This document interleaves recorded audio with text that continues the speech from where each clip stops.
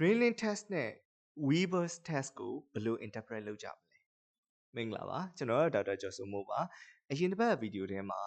ear anatomy နဲ့ hearing loss တွေအကြောင်းကျွန်တော်ပြောပြခဲ့ပါတယ်ဒီနေ့ဗီဒီယိုထဲမှာတော့ clinical practice မှာရောစာမေးပွဲတွေမှာပါအသုံးဝင်တဲ့ Greenland test နဲ့ Weber test အကြောင်းပြောပြသွားမှာဖြစ်ပါတယ်ဒီ test တွေကိုသုံးရင် hearing loss တစ်ခုက caudative လား sensory neural လားဆိုတာကို website မှာနေခွဲလို့ရပါတယ် anatomy နဲ့ physiology ကိုပြန်ကောက်ရရင်တော့လေကနေလာတဲ့အတန်လိုင်းတွေက ear drum ကနေတစ်ဆစ်ပြီးတဲ့ ear ကိုဖြတ်ပြီးတော့ inner ear ကိုရောက်မယ်အဲ့ဒါက air conduction inner ear က scar bone ထဲမှာမြုပ်နေတော့အယိုးကနေတစ်ဆစ်လဲအတန်တွေလာလို့ရတယ်အဲ့လိုအယိုးကနေတစ်ဆစ်အတန်ကြားတာကိုတော့ bone conduction လို့ခေါ်တယ်ဒီသဘောတရားကို Rennes test မှာ apply လုပ်ကြမယ် bone conduction နဲ့အတန်ကြားမကြားစမ်းနိုင်ဖို့အတွက် Uniform ကိုသုံးပါတယ်ဘာလို့ Uniform သုံးလဲဆိုတော့သူက high frequency အတန်တွေကိုထုတ်ပေးနိုင်လို့ပါအဲ့ဒါမှာ bone conduction နဲ့အတန်ကြားမှာပါအများစုကတော့512 Hz frequency အတန်ကိုထုတ်ပေးနိုင်တဲ့ Uniform တွေသုံးကြပါတယ်ကျွန်တော်တို့ပုံမှန်စကားပြောနေတဲ့အတန်တွေက200 Hz ဝန်းကျင်မှာပဲရှိပါတယ် Rennes test ကြောင်းစပြောကြမယ်ကျွန်တော်မှာ Uniform မရှိလို့ဒီဘောပင်လေးကိုပဲ Uniform လို့သဘောထားကြတာပေါ့ Uniform မှာနှစ်ခွဖြစ်နေတဲ့နေရာလေးကို prong လို့ခေါ်တယ်ကင်တဲ့နေရာလေးကိုကျတော့ handle ပေါ့နော်ဒီမှာကျွန်တော် clip ညက်ထားတဲ့နေရာလေးကို prong လို့သဘောထားကြမယ် okay ဆိုအရင်ဆုံး Uniform ကိုအတန်ထွက်အောင်လုပ်မယ်ပြီးရင် Uniform ရဲ့ handle လေးကိုလူနာရဲ့ mastoid process နေရာမှာကန့်လိုက်ရင်လူနာအတန်ကြားရလိမ့်မယ်ဒီအတန်က Uniform ကထွက်လာတဲ့ vibration ကဘုံကိုတိုက်ရိုက်ထိပြီးတော့ contact လုပ်တဲ့အတန်ဖြစ်ပါတယ်စကားဘုံထဲမှာရှိတဲ့ inner ear ကဒီအတန်ကိုလက်ခံမယ်အဲ့ဒါကို bone conduction လို့ခေါ်တယ်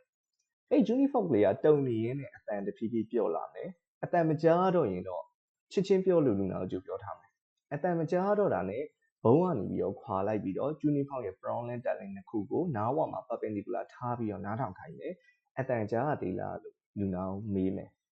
ပုံမှန်ဆိုရင်တော့ဘုံမှာအတန်မကြားတော့ရင်တောင်မှ air conduction နဲ့အတန်ကြားနေရသေးတယ်ဒီလိုဖြစ်တာကနားထဲက air conduction system ကဘုံ conduction ထက်ပိုကောင်းလို့ပါဒီလိုဆိုရင်တော့ findings က air conduction better than bone conduction လို့ပြောမယ်ပြီးတော့ really positive ဖြစ်တယ်လို့လည်းပြောကြပါတယ်အဲ့ဒါကတော့ကောင်းတဲ့ finding ပါဆက်ကျင်ပဲအားဖြင့်တော့ cognitive deafness ရှိနေတဲ့လူနာတွေမှာဆိုရင် air conduction ကဒီလိုမကောင်းနိုင်ပါဘူးအဲ့ဒါကြောင့်အခုလိုအတန်ကြားရမှာမဟုတ်ပါဘူး air conduction မကောင်းရင်တော့ really negative လို့ပြောကြပါတယ်နောက်တစ်ခုကတော့ Weber test ပါ Weber ကကြတော့နားနှစ်ဖက်ကိုရှင်ခိုင်းတာပါ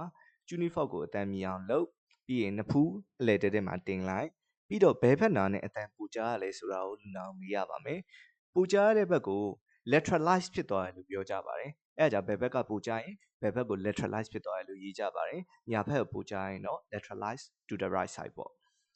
နောက်တစ်ခုသတိထားမှာ Weber test က bone conduction နဲ့ပဲစမ်းတာဖြစ်တဲ့အတွက် air conduction ကောင်းမကောင်းနဲ့မဆိုင်ပါဘူး inner ear ကောင်းမယ် neural pathway လည်းကောင်းမယ်ဆိုရင်တော့အတန်ကြားရမှာပါ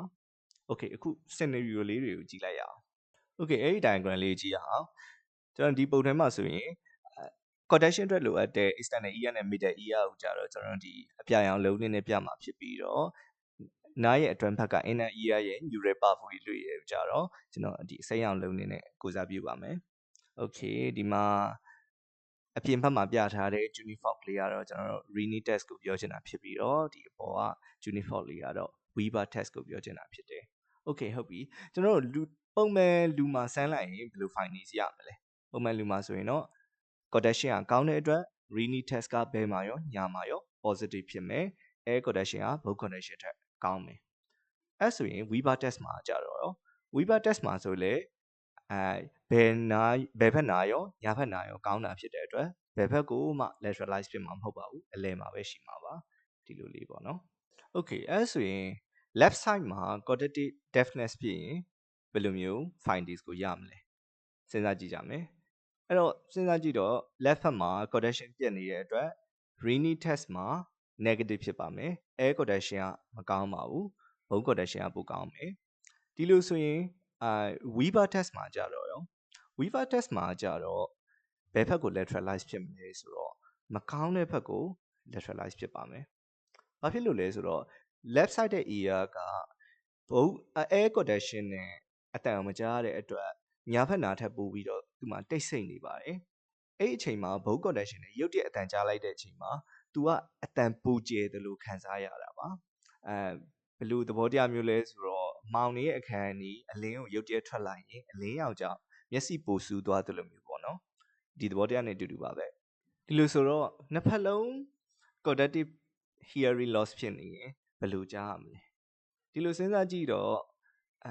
reading test နဲ့ဆိုရင်တော့နှစ်ဖက်လုံးမကောင်းဘူးပေါ့နော်နှစ်ဖက်လုံးရဲ့ air condition မကောင်းဘူးနှစ်ဖက်လုံးက reading negative ဖြစ်မယ်အဲဆိုရင် Weber test မှာကြတော့ Weber test မှာကြတော့ပိုဆိုးတဲ့ဘက်ကို lateralize ဖြစ်ပါမယ်ခုနသဘောတရားအတိုင်းပါပဲ